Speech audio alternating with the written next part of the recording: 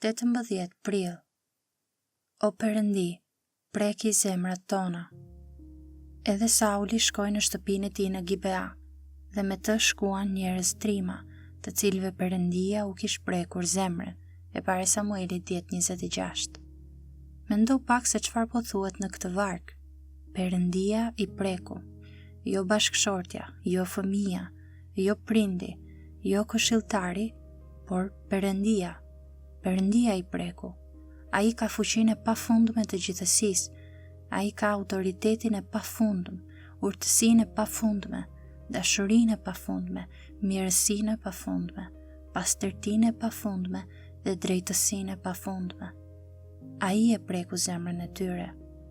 A mundet qarku i Jupiterit të prek skajin e një molekule, apo të depërtojë në bërthamën e saj?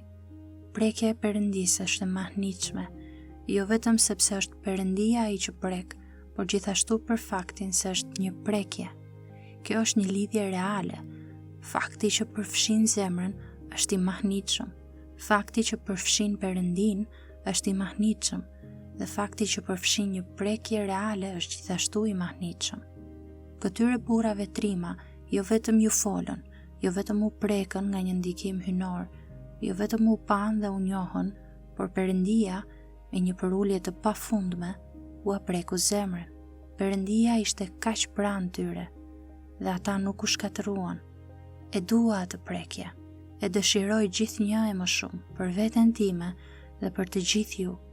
Lutem që Perëndia të më prek sërish me lavdinë e tij dhe për lavdinë e tij.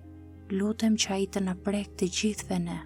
O prekja e Perëndisë, nëse vjen me zjarr, ashtu qoftë. Nëse vjen me ujë, ashtu qoftë.